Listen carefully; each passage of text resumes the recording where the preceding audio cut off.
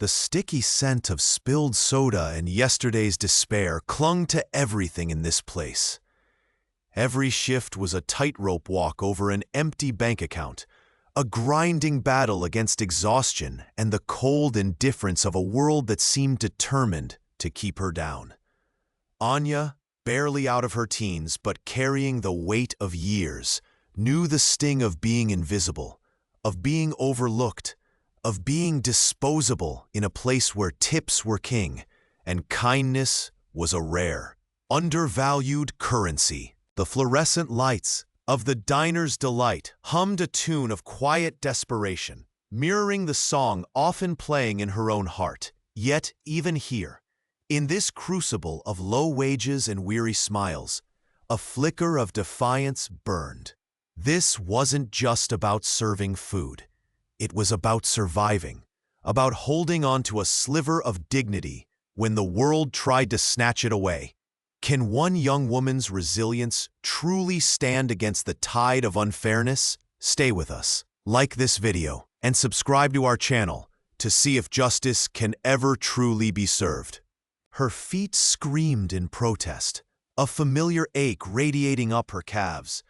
Anya smoothed down the stiff polyester fabric of her uniform, a faded blue that had seen too many spills and too many long nights.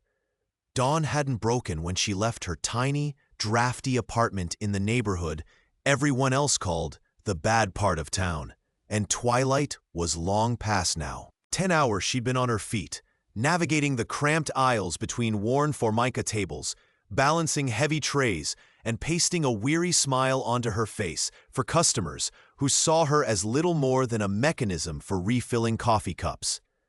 The challenges were constant. The table that left no tip, the manager's sharp tone about the speed of service, the sheer physical toll of the job. Each dollar earned was hard-fought, barely enough to cover rent and the rising cost of groceries. Sleep was a luxury, and rest felt like a distant dream. Despite the outward shell of efficiency and the quick, guarded responses required by the job, Anya possessed a deep well of kindness. It was a trait she had to carefully conceal. Showing too much vulnerability in this environment was like painting a target on your back. The air in the diner was thick with the smell of frying onions and burnt toast, a smell that clung to her clothes and hair, a constant reminder of her reality. Outside, the city lights blurred as cars zipped past, lives of comfort and ease unfolding behind their tinted windows.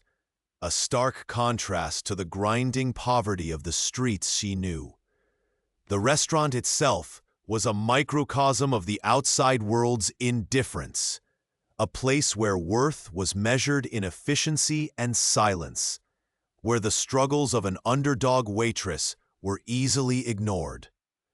Yet within her, a quiet strength was hardening, forged by necessity, preparing her, unknowingly, for the storm that was brewing. The air near the Daily Spoon, usually buzzing with the aroma of roasting chicken and the cheerful clatter of plates, seemed to hold its breath. A shadow fell across the sun-drenched pavement, halting the rhythmic flow of hurried feet. He appeared not with a flourish, but as if he had simply coalesced from the weary dust of the street. He was a man etched by time and hardship, his clothes a symphony of mismatched, threadbare fabrics that hung loosely on his frame. A thick, gray beard obscured much of his face, tangled and matted, smelling faintly of damp earth and something indefinably stale. His eyes, however, were startling, a faded blue that held an unnerving depth, like ancient pools reflecting a sky long gone. He carried a worn duffel bag, its zipper broken, spilling a few anonymous, tattered items. Around him, the city's usual indifference solidified into a palpable force. Heads turned, but only long enough to register his presence as an inconvenience before snapping back forward. Conversation faltered, then resumed, louder than before, a deliberate attempt to drown out the silent accusation of his existence. Some people quickened their pace, skirts rustling with unconscious haste. A few patrons seated at the outdoor tables shifted uncomfortably, their noses subtly wrinkled, the scent of their meals suddenly less appealing, in contrast to the smell that seemed to cling to him. A woman pulled her child closer, a swift, protective gesture that spoke volumes without a single word. Inside the restaurant, wiping down the counter, Maria saw him through the wide front window. A familiar ache tightened in her chest, the heavy weight of overdue rent, the worry line. It wasn't just emptiness, but a profound, quiet sorrow, a silent story held captive behind a wall of weariness. There was a dignity there, too, a strange stillness amidst the chaos of his appearance that hinted at a life lived before the street claimed him, a past that held secrets, or perhaps a terrible loss. It sparked a flicker of something within her, an urge she couldn't quite suppress, a quiet, insistent whisper that maybe, just maybe, some struggles were too big for one person to carry alone. The urge felt reckless, naive, a luxury she couldn't afford. Yet it persisted, a tiny ember glowing against the chill of her own hardship. His presence introduced an unsettling ripple into the ordinary rhythm of her day, a silent question she wasn't ready to answer. The manager's stern decree, a constant echo in the bustling kitchen, forbade any deviation from protocol. Waste costs money. Charity isn't on the menu, he barked, his voice sharp as a filleting knife. Sarah knew the rules intimately. Every tip, every hard-won dollar was a lifeline stretched thin across her own stack of bills. Rent loomed, the gas company threatened. The worn-out soles of her only work shoes whispered of impending expense. To give away food that could have been technically accounted for differently, or worse, to even think of using her precious tips for anything but survival, felt like a betrayal of her own desperate struggle. Yet the memory of the man's eyes, mirroring a cold despair she instinctively recognized, was a heavier weight than any rulebook. It was a quiet, fierce war within her soul, pitting the stark necessity of self-preservation against an irresistible pull of human kindness. The decision, when it came, was less a choice and more a surrender to that pull. A surge of defiant resolve, a silent no to the cold calculations of the world, stiffened her spine. The air inside the restaurant hummed with warmth and the rich, comforting aromas of dinner service. Roasted garlic, seasoned meat, freshly baked bread. She moved through it, her mind focused, her heart thudding a nervous rhythm beneath her uniform. Spotting a forgotten plate on a recently vacated table, holding a generous portion of steak and potatoes, she acted quickly. A discreet scrape into a takeout container, the smooth plastic cool against her fingertips. Then, a quick pour of steaming coffee into a paper cup. The heat seeped into her palms, a small comfort against the unseen chill that awaited. Holding the warmth of the container and cup like illicit treasure, she slipped out the back service door. The change was abrupt, jarring. The alley air bit at her skin, carrying the damp smell of concrete and refuse. He was still there, a shape huddled lower now against the brick, the cold seeping into his bones. She approached quietly, the faint sound of her footsteps on the gravel a stark intrusion on the stillness. He raised his head, his face etched with weariness and surprise. She extended the small offering, the steam from the coffee, a tiny cloud in the frigid air. He took them, his hands calloused and slow, a flicker of disbelief crossing his features. A low, raspy sound of gratitude, barely a whisper, reached her ears. A bittersweet ache filled her chest. As she turned back towards the sliver of light from the doorway, another shape materialized there. It was Brenda, her presence a sudden, unwelcome shadow. Her arms were crossed, her expression one of cool, detached judgment. Saw that, Sarah? Giving away the house? The manager's going to love hearing about this. You think those tips are for feeding strays? Some people never learn boundaries. The words were a physical blow, sharp and accusatory. The fleeting warmth of the charitable act evaporated, replaced by the icy grip of confrontation. Her stomach twisted. The simple, compassionate gesture had been witnessed, exposed, and instantly weaponized. The conflict was no longer a distant worry. It was standing right there, a sneer on its face. This small act of breaking the rules had just opened the door to a whole new level of tension, isolating her and setting the stage for judgment. The easy, safe choice would have been to walk past the man, to cling to the rules. But she hadn't, and now the cost was beginning to mount. The waitress, whose name was Maria, clutched the warm paper bag to her chest as she stepped out the back door of the diner. The chill of the evening air bit at her exposed skin, a stark contrast to the heat radiating from the fresh pastry and coffee she carried. She walked slowly, her gaze fixed on the huddled figure she had seen earlier, nestled against the brick wall of the alley. This was her own small rebellion, a quiet act of defiance against the indifference that permeated the busy city streets and, increasingly, her own workplace. As she drew closer, the scent of damp concrete and something indefinably worn and weary filled the air. The man didn't look up immediately. He was thin, his clothes layered but ragged, his face etched with lines that spoke of hardship and exposure.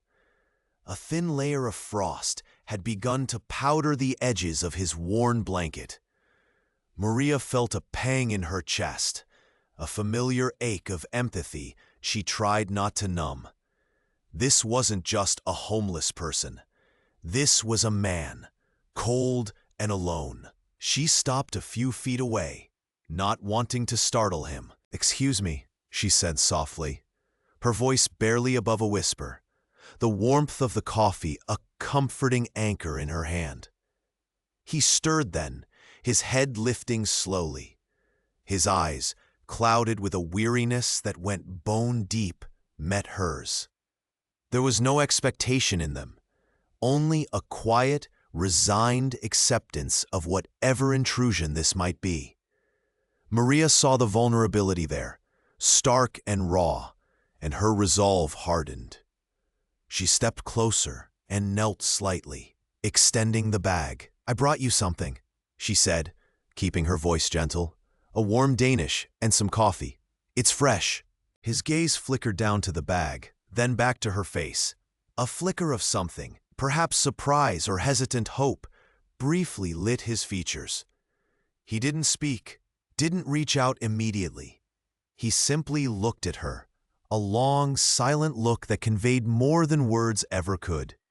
It was a look of profound gratitude, mixed with a deep, almost painful humility. He understood, she realized, that this was an act of pure kindness, freely given, with no strings attached. Slowly, his chapped hand reached out, trembling slightly, and took the bag. His fingers brushed hers for just a second, and Maria felt the rough texture of his skin, the surprising strength in his touch despite his frailty. A faint, almost imperceptible nod was his only acknowledgement. He didn't offer thanks aloud, but the way he held the bag, the carefulness with which he cradled the warmth, spoke volumes. His eyes, as they met hers one last time before he looked down at the food, held a quiet dignity that pierced Maria's heart. Standing up, Maria felt a profound sense of peace settle over her. It was a small thing, this pastry and coffee, insignificant in the grand scheme of things, yet in this moment it felt monumental. The cold outside air seemed less biting now. The weight of the world still rested on her shoulders, but this single interaction had shifted something within her. It wasn't just about him. It was about her, too. It was about choosing compassion in a world that often felt cold and uncaring. It solidified her feeling that she couldn't just stand by and watch injustice happen. Not to him, not to anyone. This quiet moment was a silent vow. The air in the cramped back office felt thick with unspoken accusation, smelling faintly of floor cleaner and burnt coffee. Overhead, the fluorescent lights hummed, casting a stark, unforgiving glare. Maria stood just inside the doorway, a knot tightening in her stomach, as Mr. Henderson, the restaurant manager, turned from his cluttered desk, his face a mask of stern disapproval. He hadn't said a word yet, but the set of his jaw, the way his eyes narrowed slightly, spoke volumes. She could feel the weight of his gaze, cold and critical, settling upon her. Maria, close the door. We need to talk about yesterday. I received a complaint. More than one, actually, about the gentleman outside. He paused, letting the words hang in the air, observing her reaction. He leaned back slightly in his chair, his fingers steepled on the desk. Giving him food. Attracting that element right by the front entrance. It's bad for business, Maria. Terribly bad optics.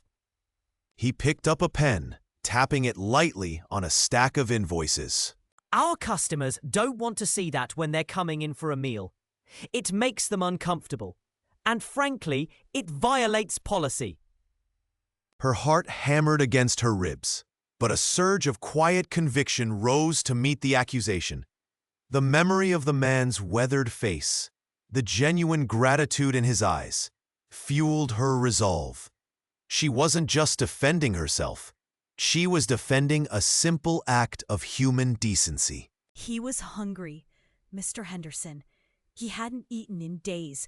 I couldn't stand there and do nothing. Her voice was steady, though a tremor ran through her hands, clasped tightly in front of her. She remembered the crisp feel of the takeout box, the warmth of the food she'd carefully packed inside. It felt wrong, fundamentally wrong, to be standing here, justifying an act of kindness.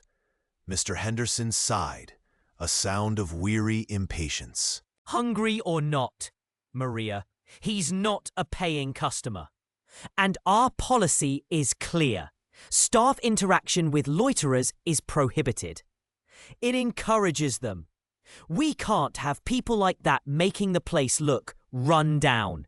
He waved a dismissive hand, glancing towards the door as if expecting another undesirable figure to appear. Your job is to serve the customers inside, those who are paying for the privilege of being here.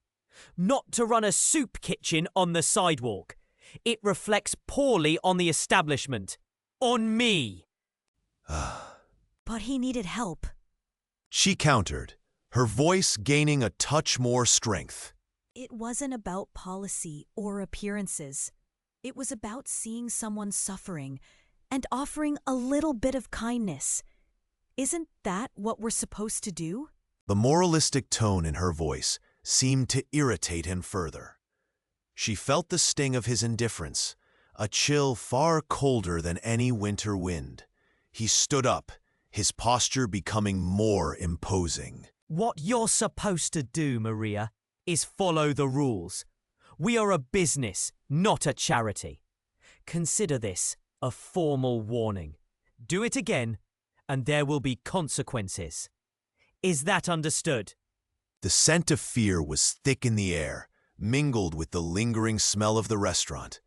He waited, his expression hard, for her compliance. The conflict was laid bare. Compassion versus cold, hard policy. And in that moment, Maria knew, with a sinking heart, that her small act of rebellion had just made her a target. The air in the cramped employee break room thickened, not with the smell of stale coffee as usual, but with palpable tension. It had been building for days, a low hum of disapproval, whispered glances, and now it had reached a head. Her manager, Mr. Henderson, a man whose smile rarely reached his eyes, stood before her, his face set in a rigid line. The formal warning sat on the table between them, a crisp, stark white paper that felt heavy with the weight of unspoken threats. Complaints about your extracurricular activities with the clientele. Her stomach clenched. She knew what he meant. It wasn't about spilling drinks or late orders. It was about Mr. Davison, the quiet man in the corner booth. It was about the moments she lingered a little longer, the extra slice of pie she slipped onto his plate when no one was looking, the quiet words of encouragement exchanged under the watchful eyes of others. He leaned forward slightly, his eyes narrowing. This is a formal warning. You are here to serve, not to counsel or provide charity. Your job is on the line. The words were a physical blow, stealing the air from her lungs. Disciplinary action. The phrase echoed in her mind like a death knell for her fragile stability. The pressure wasn't just implied anymore. It was a heavy hand on her shoulder, pushing her down. She felt the rough weave of her uniform against her skin, suddenly feeling trapped, small. The sterile smell of cleaning solution seemed to mock her attempt to find comfort in the familiar. The feeling of being an underdog washed over her, stronger than ever. It wasn't just Mr. Henderson. It was the system, the cold indifference of the establishment. They saw only transactions, not people needing a simple kindness. Her small acts of humanity were being deemed a liability, a disruption to their efficient, profitable machine. It felt like trying to hold back a tidal wave with her bare hands. The walls of the break room seemed to press in, suffocating her with the sheer power of the institutional opposition she faced. Her hands trembled, not from cold, but from a mixture of fear and righteous anger. This job was her lifeline, yet they were demanding she sever the one small connection that made the grinding routine bearable, the one act that felt truly right. The fight was no longer just about helping one man. It was about whether compassion had any place in this world they had built. He sat hunched over the steaming mug, his hands gnarled and rough, cradling the warmth as if it were the last ember of hope. Sarah watched him from across the counter, the clatter of plates and the sizzle of the grill fading into a low hum around her. She had seen many lost souls drift through the diner's doors, but something about this man, beyond the threadbare coat and the scent of damp earth, resonated with a quiet, profound sorrow. It wasn't just the look of weariness in his eyes. It was a glimpse of something broken that had once been whole. As he slowly brought the mug to his lips, a glint of metal caught the fluorescent light. Tucked almost invisibly into the cuff of his frayed sleeve was a delicate silver locket. It was tarnished, scratched, and utterly out of place amidst his destitution. It was the kind of intricate craftsmanship one might expect on a wealthy patron, not a man begging for scraps. Sarah felt a lump form in her throat. A possession like that wasn't simply owned, it was cherished, a relic, clinging to a life long gone. She approached him quietly, refilling his coffee with a gentle hand. The steam rose, carrying the rich, comforting aroma of dark roast. He looked up then, his eyes, the color of faded denim meeting hers. A flicker of something that might have been pride, quickly masked by shame, crossed his face. His voice, when he finally spoke, was a low rasp, but the cadence held a surprising hint of education, a rhythm that didn't fit the image of a man who had spent years sleeping on concrete. He gestured vaguely at the locket, a pained expression tightening his features. "She gave me this," he murmured, the words barely audible above the diner's din. "Said it would remind me." He didn't elaborate, didn't need to. The single broken sentence hung in the air, thick with unspoken history. Sarah imagined a wife, a daughter, a life filled with warmth and light, now reduced to a single tarnished keepsake. The scent of bacon frying was sharp and savory, a stark contrast to the man's quiet despair. Sarah felt her heart ache, a deep, resonant pang. It wasn't just pity she felt now, it was a burgeoning understanding, a recognition that beneath the layers of grime and hardship lay a man who had lost everything, not merely lacked it. His past wasn't just empty, it was haunted by ghosts of happiness. His fingers, trembling slightly, traced the outline of the locket. A deep sigh escaped his lips, carrying the stale air of countless nights spent exposed to the biting wind. The simple gesture, the way he clung to that tiny piece of silver, spoke volumes about a life shattered, a fall from grace that must have been steep and agonizing. Sarah knew, in that moment, that her compassion wasn't just a random act of kindness. It was a response to a shared humanity, a silent promise to acknowledge the man he once was, the pain he carried, and the fragile hope represented by that single, mysterious locket. The intrigue deepened, pulling her further into the quiet tragedy held within his gaze. She stood by the service station, ostensibly wiping down menus, but her gaze drifted towards the front window. A thin layer of condensation blurred the world outside, muffling the city's roar, but not entirely hiding the familiar shape huddled near the entrance of the adjacent alleyway, the homeless man. A chill wind rattled the glass panes, carrying with it the faint, acrid scent of exhaust fumes and damp concrete. Suddenly, a group of well-dressed customers, having just finished their meal inside, spilled out onto the pavement. Laughter pealed from them, bright and jarring against the gray afternoon light. As they passed the alley entrance, their eyes fell upon the man. The laughter faltered, replaced by an immediate, palpable shift in their demeanor. Faces contorted, not with pity, but with sharp distaste. A woman in a fur coat wrinkled her nose, pulling her collar tighter, as if the very air around him was contaminated. Her companion, a man whose expensive shoes shone like polished stones, muttered something under his breath, loud enough for the waitress to hear, even through the glass and the restaurant's ambient noise. Disgusting. They ought to clear people like that off the streets. The words struck the waitress like a physical blow.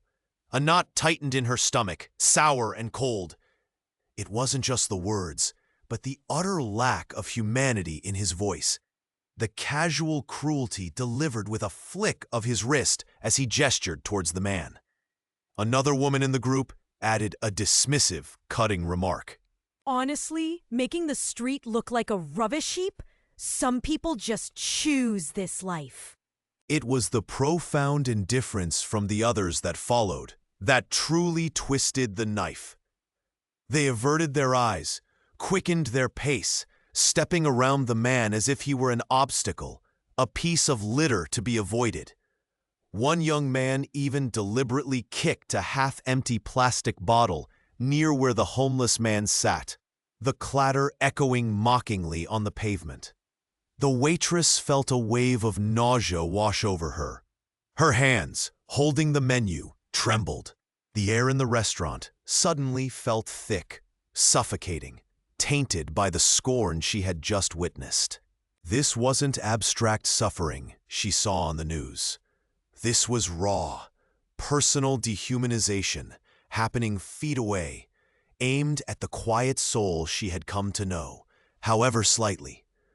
The warmth of the restaurant felt like a cruel mockery of the cold, hard world outside his alleyway.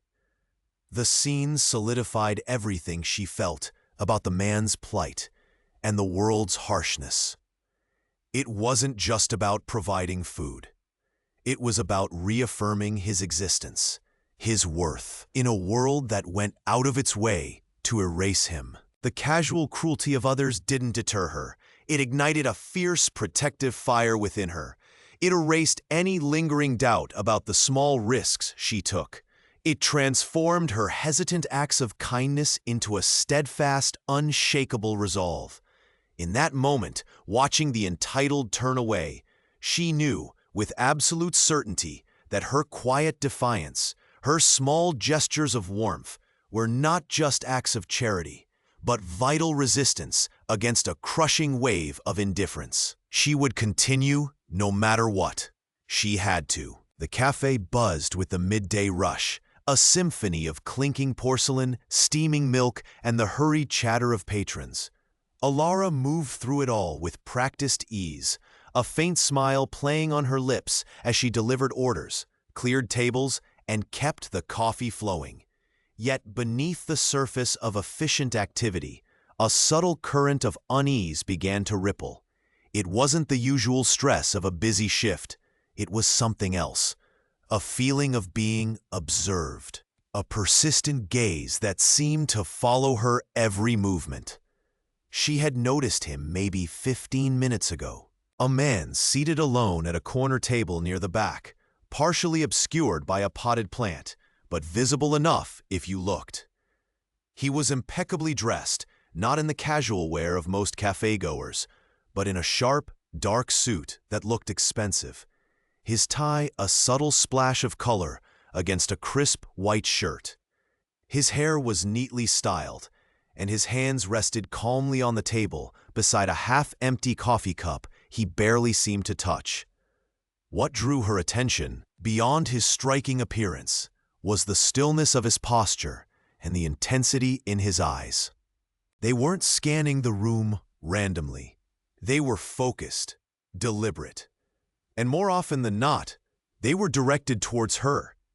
She felt the weight of his gaze as she wiped down a counter, as she poured a fresh brew, even as she paused for a brief, weary moment to rub the ache in her lower back. It wasn't a leering stare, but something far more unsettling, analytical, searching, almost as if he were reading the unseen chapters of her life. A shiver traced its way down her spine, despite the cafe's warmth. Was he a detective? Had she accidentally forgotten a customer's order? Did he know something? The questions swirled, baseless yet persistent. She tried to dismiss the feeling, telling herself it was just a customer, taking a moment to watch the world go by. But the feeling didn't fade. It clung to her like the scent of brewed coffee, a constant, low-level hum of awareness. He never smiled, never beckoned her over for a refill, never did anything that a typical customer would do. He simply sat, watched, and occasionally took a slow, deliberate sip of his cooling coffee. His presence felt like a silent question mark etched into the fabric of the bustling cafe.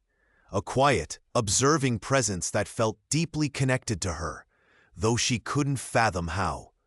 It was clear, with a certainty that settled deep in her gut, that his appearance here was no accident, and his interest in her was far from casual. He was a shadow, waiting, watching, for reasons yet unknown, hinting at a future where his silent observation might hold the key to everything. The air in the back hallway felt thick, suffocating. It smelled of old fryer oil and something vaguely metallic, like despair. Maria stood there, clutching a crumpled paper in her hand, the official letterhead of The Daily Grind, staring back at her like a cruel accusation. Her supervisor, a man whose face usually held a tired indifference, had just delivered it with curt finality. A formal, written warning. One more complaint, one more misplaced napkin, one more second spent helping a customer too slowly, and her already fragile employment would shatter. She could still hear the low, venomous whispers from Sarah and Kevin earlier that week, twisting a simple mistake into a grand act of sabotage. The pressure had been building for weeks, a physical weight pressing down on her chest. Every dropped plate, every forgotten order felt amplified, magnified by the hostile gaze of her colleagues. The kitchen's heat suddenly felt unbearable, clinging to her skin like a shroud. Her palms were slick with sweat, the paper beginning to feel damp and fragile. The manager, influenced by the steady drip of complaints and fabricated stories, hadn't truly listened to her side. He saw only the surface-level disruptions, fueled by malice he couldn't or wouldn't recognize. Her hours were already subtly shrinking, shifts he relied on quietly reassigned to others. The carefully constructed foundation of her precarious livelihood was crumbling, stone by stone. A bitter taste filled her mouth. Not from the cheap coffee she'd brewed all morning, but from the gall of it all. Was this the reward for trying to be decent? For not stooping to their level? For offering help when she could, even to the ones who now sought her ruin? The kindness that felt so intrinsic to her being, the impulse to help and connect, suddenly felt like a crippling liability. It was making her vulnerable, a target in a place where only the ruthless seemed to thrive. She leaned her head against the cool, rough paint of the hallway wall, her eyes squeezed shut.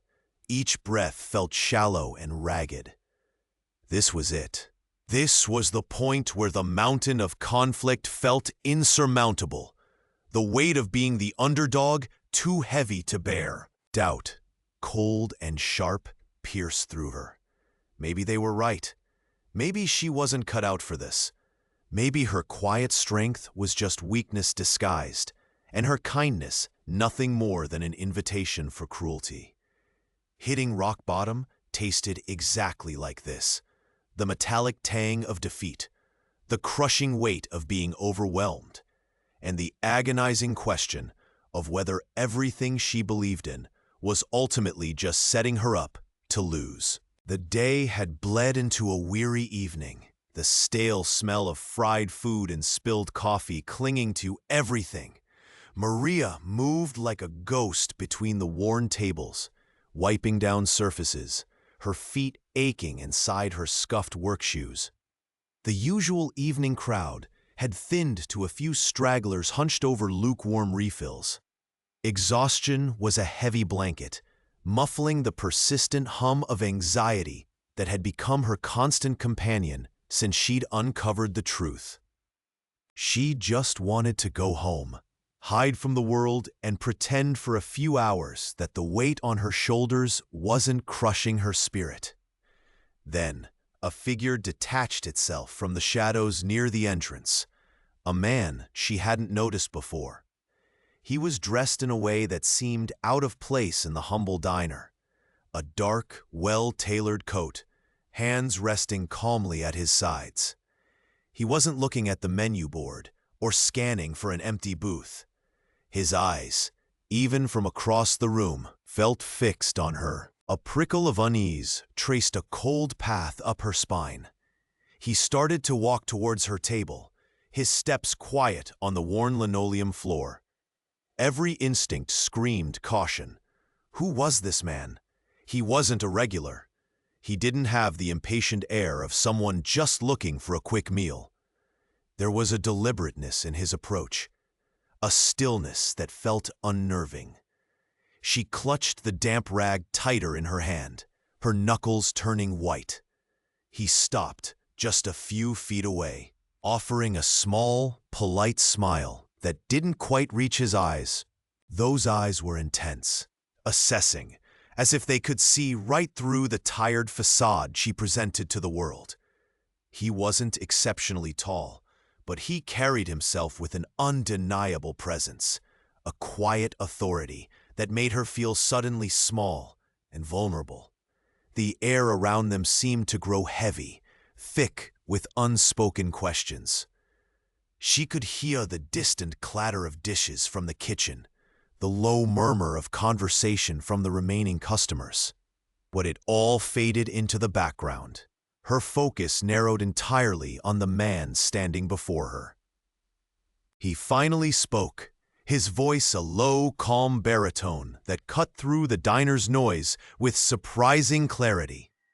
It wasn't loud, yet it demanded attention. "Excuse me," He said, his gaze steady on hers. "are you Maria?"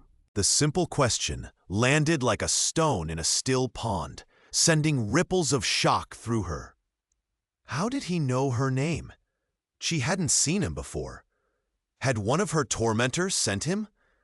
Was this a new level of intimidation? Her heart began to pound against her ribs, a frantic drumbeat of fear.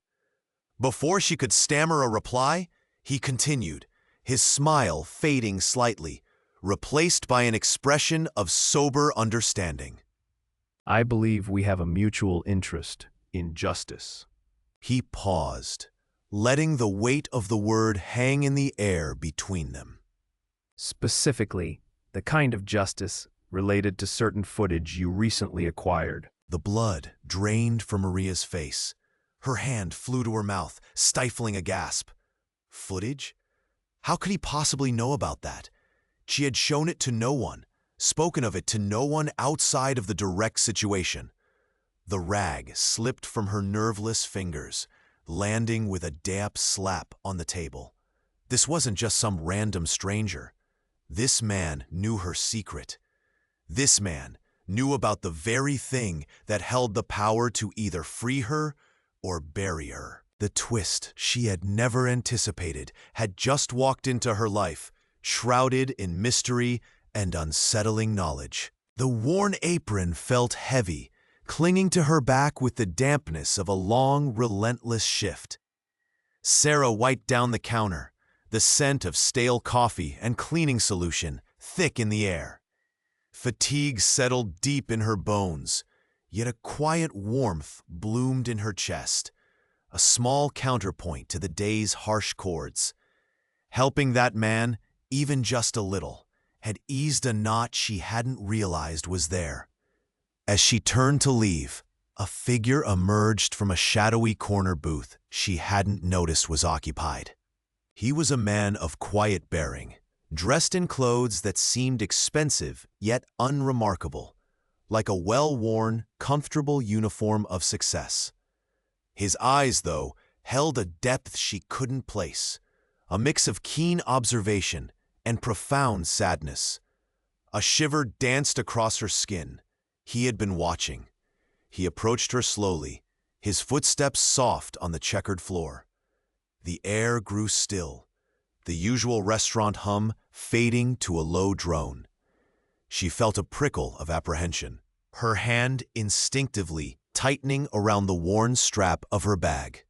"You are Sarah, are you not?" Yes. Who are you? He offered a small, almost melancholic smile. "Someone who needed to observe, unseen for a time. Someone connected to the man you helped tonight." Her eyes widened, her breath catching in her throat. Connected to him? The man who sat shivering outside, clutching a paper cup? You know him? "More than you know. And I have been monitoring his situation, hoping to see if there was any genuine kindness left in the world for someone like him." He paused, his gaze fixed on her face, searching. "I saw everything tonight, Sarah. I saw how you were treated. I saw your own burdens etched on your face. A blush of shame and confusion warmed her cheeks. Had he seen the mockery, the dismissiveness? But I also saw you look beyond all that. I saw you give him food. I saw you speak to him with respect, with dignity. In the face of your own adversity, you extended grace. The warmth in her chest grew, mingling now with bewilderment. It was just a meal. Anyone would have done it. He shook his head slowly, a profound sorrow darkening his features. Sadly, Sarah, that is not true. Not anymore. And for him it was far more than a meal. It was a sign. He stepped closer, his tone becoming more serious, more revealing. You see, Sarah, that man outside, he isn't just a homeless person. Not always. He is someone I've been searching for, someone whose past holds considerable significance. And I needed to see if humanity could still reach him, if anyone could still see the person beneath the hardship. The revelation hung in the air, thick with unspoken possibilities. Her act of simple kindness, born of empathy and her own struggle, was suddenly cast in a new, astonishing light. It wasn't just charity. It was something observed, measured, significant. The quiet observer wasn't just a stranger. He was an architect of something she couldn't yet grasp, and her small act had just become a crucial piece in a much larger, unfolding puzzle. The twist had begun. His eyes, which had held a gentle warmth, now seemed to hold the weight of empires. The air around them shifted, no longer just the bustling cafe, but something vast and unseen. He reached inside his simple coat, not for a wallet or keys, but a small, elegantly embossed card. He didn't hand it to her immediately. He simply held it, his gaze unwavering, profound. I believe we've met before, in a way. Though you never knew it. I've been an observer. Her brow furrowed, confusion etched on her face. An observer? Of what? Of her hurried steps, her tired smiles, her endless parade of demanding customers? She had thought him a kind stranger, maybe an artist, perhaps a retired teacher living quietly. Never this. Never anything remotely close to the name he finally spoke, the name that resonated with power, wealth, and a global presence she had only ever seen on news headlines and magazine covers. He wasn't just wealthy. He was the name, or a direct representative of it, someone whose net worth could buy her entire neighborhood 1,000 times over. The cafe noise seemed to fade into a distant hum. Her own heartbeat thudded loudly in her ears. Her breath hitched. It felt as though the floor beneath her had disappeared. This unassuming man, who had spoken of simple observation, was one of the most powerful people in the world. The sheer, unfathomable disparity between his world and hers crashed down upon her. A wave of disbelief so profound it left her momentarily breathless. She stumbled back a half step, her hand flying to her mouth, her eyes wide, glassy with shock. He gave a slight knowing nod, confirming the impossible truth sinking in. Yes, that name. Perhaps unexpected, but my presence here, observing you, was entirely deliberate. For weeks now, whenever I've been nearby, I've watched. I saw you, every single day, taking that extra plate, that extra cup of coffee, that moment of quiet dignity you offered the man by the fountain. He paused, his expression hardening slightly. And I saw how others treated him, and how they sometimes treated you, simply for treating him like a human being. I saw your struggle, your exhaustion, and your unwavering kindness. It was a light in a place often dimmed by indifference. His words weren't accusatory, but they carried the weight of truth, witnessed from a distance she could never have imagined. She felt exposed, not in a violating way, but in a way that laid bare her small, quiet acts of grace to an audience of immense, unseen power. The aroma of coffee, the clatter of plates, the mundane reality of her life felt suddenly surreal, viewed through the lens of this revelation. The shock was a physical sensation, a tremor running through her limbs, a cold knot tightening in her stomach. This wasn't just a stranger. This was a twist of fate so monumental, so utterly impossible, it felt like a dream. The weight of the world had rested on her shoulders for so long, a physical ache she carried in her posture, a hollowness in her gut.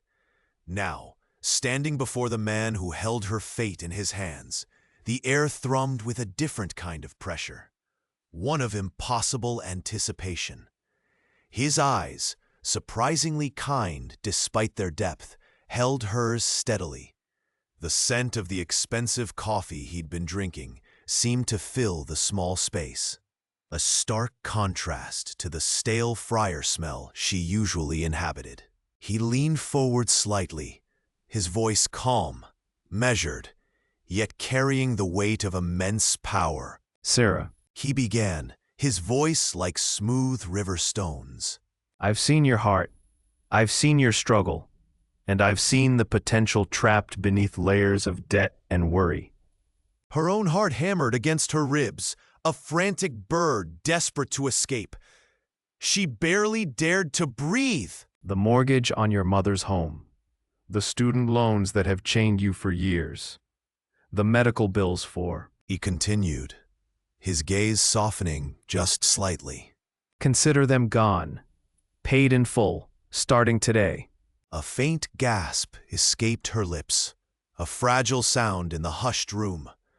Paid? All of it? The mountain that had shadowed her every step, the crushing weight that stole her sleep and her hope? It felt less like relief and more like a sudden, violent vacuum, leaving her breathless and unsteady. He wasn't finished.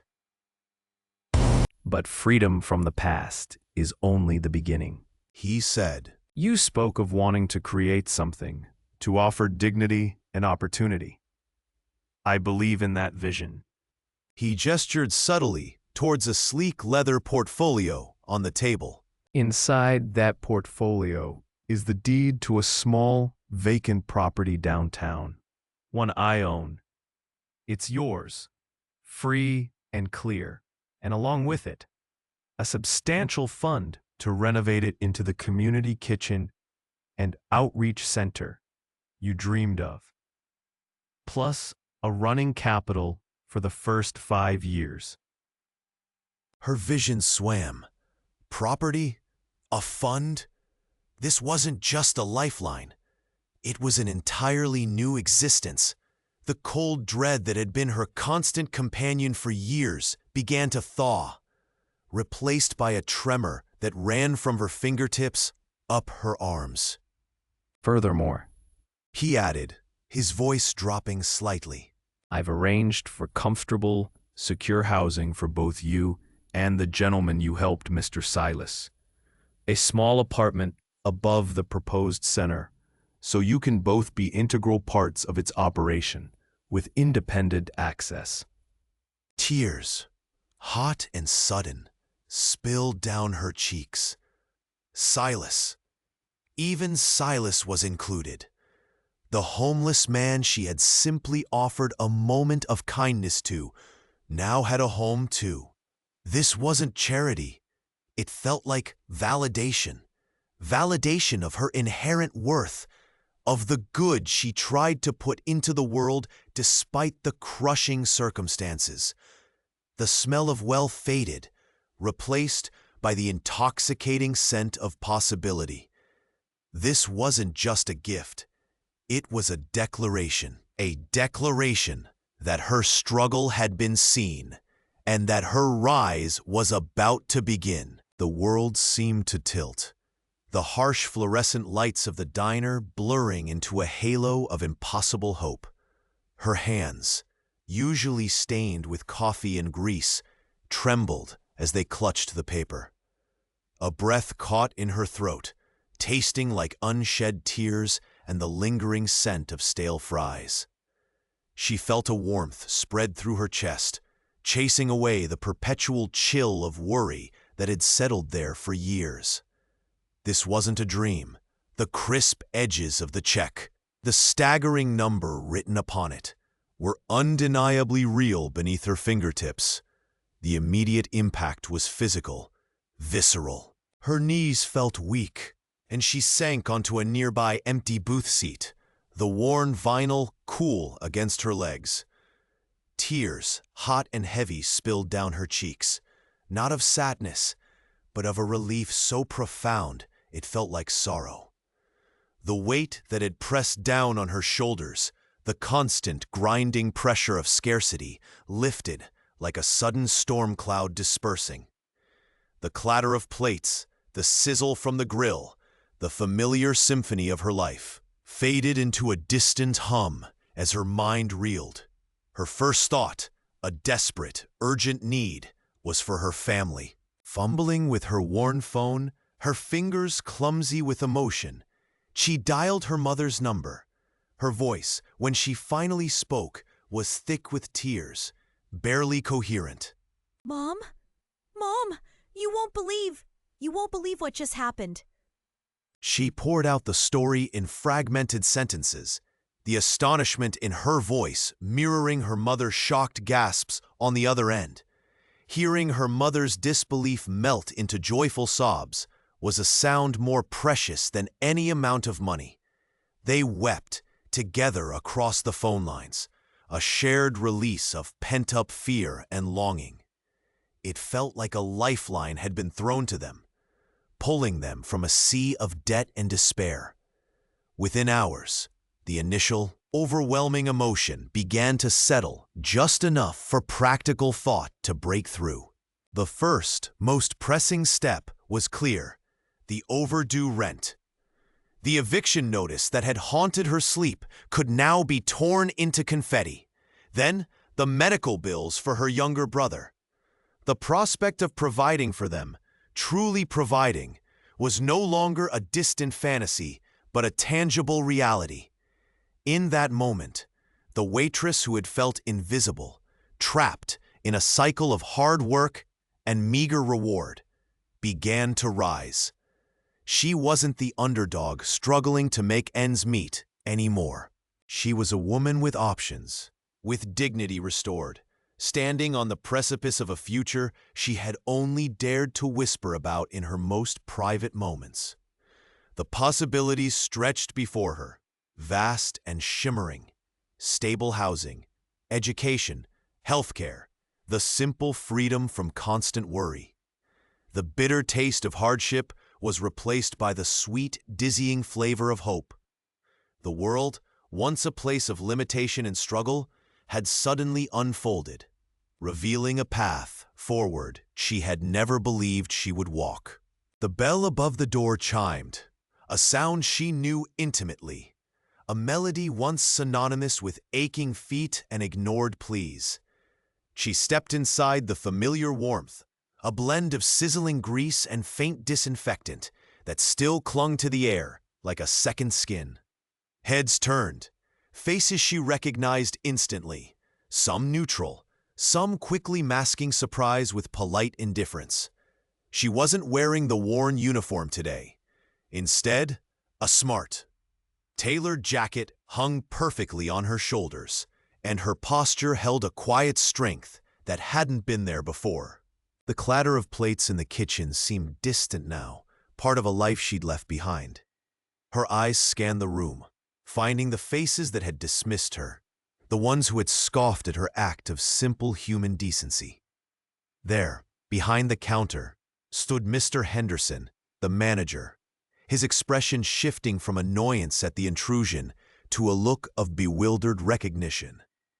Nearby, Sarah, a waitress who had openly mocked her, wiped down a table, her movements freezing mid-swipe. She walked towards the counter, the scent of stale coffee wafting towards her. Mr. Henderson cleared his throat, a nervous habit she remembered well. Can I help you? His voice was less demanding than usual, laced with uncertainty. She offered a small, polite smile, the kind that didn't quite reach her eyes. "Hello, Mr. Henderson. Sarah. It's me, Ilara." Sarah finally moved, leaning against the table, a skeptical look on her face. Ilara? Wow, look at you. Came back for your old job? Her tone was dripping with the familiar condescension. Ilara's smile didn't falter. No, Sarah. I didn't come back for the job. She paused, letting the quiet tension build, the eyes of other staff members now fixed on their exchange. "I actually came by to let you know. I won't be needing it. Or any job like it ever again, for that matter." Mr. Henderson frowned, perplexed. What are you talking about, Ilara?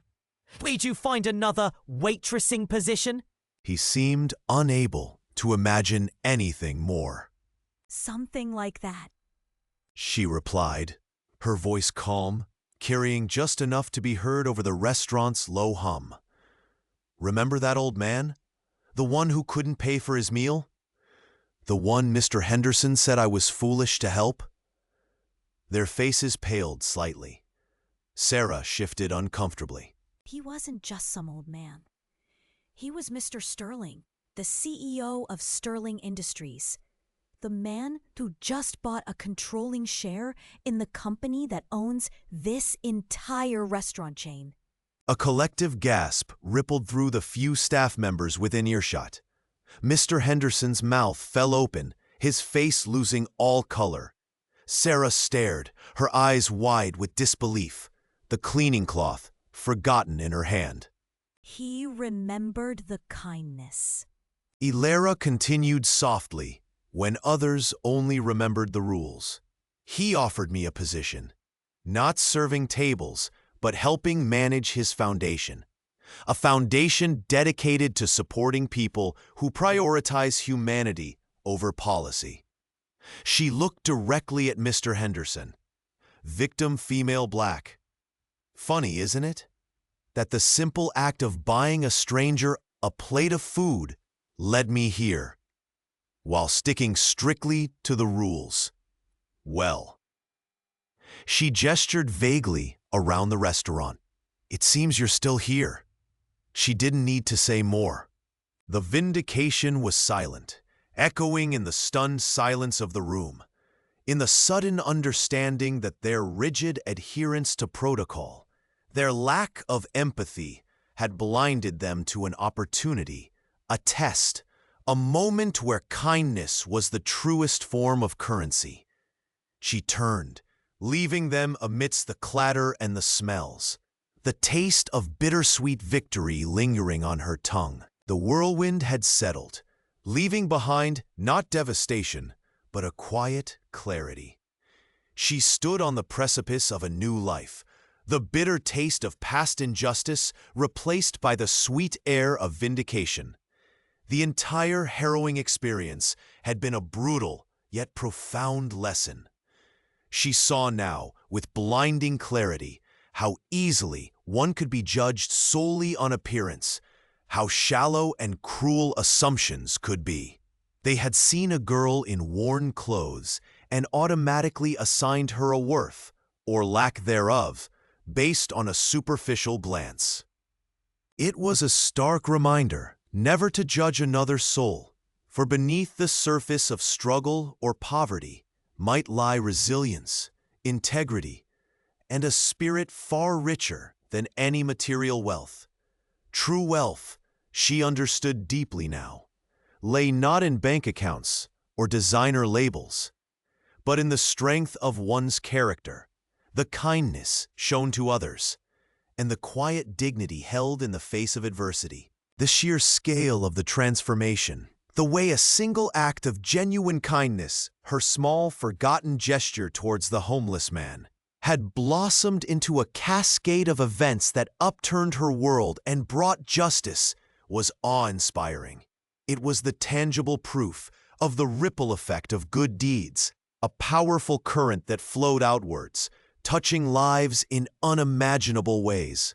This understanding solidified her resolve. With the incredible opportunities now open to her, the scholarship, the job offer, she wouldn't just pursue her own dreams, she would ensure that ripple continued. Her first priority was to find the homeless man, the unwitting catalyst for it all. She planned to offer him real, sustainable help, not just a meal, but access to resources, a chance to rebuild his life just as she had been given. Compassion wasn't merely a feeling, it was an active force, a commitment. And integrity, the unwavering adherence to what was right, even when it was hardest, had been her shield and her guide. The path ahead stretched out, no longer a daunting uphill climb through relentless judgment, but a horizon shimmering with possibility. She carried the weight of her past struggles not as a burden, but as a testament to her strength and the invaluable lessons learned.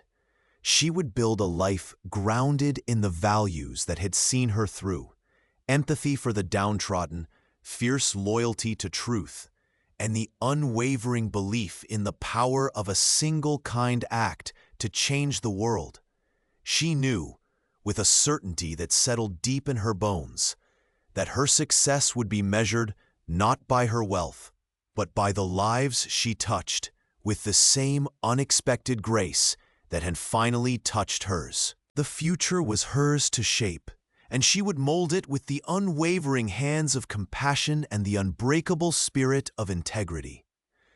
As the days turned into weeks and the shock receded like an ebbing tide, a profound sense of peace settled over her. The world, once a place of harsh corners and dismissive eyes, now felt vast and full of quiet promise. She often found herself sitting by the window, watching the city lights twinkle, reflecting on the incredible journey. The sting of the past remained a memory, a stark reminder of where she had been, but it no longer held power over her present. She had walked through fire and emerged not unscathed, but stronger, wiser, her heart softened by the unexpected kindness that had met her at her lowest point.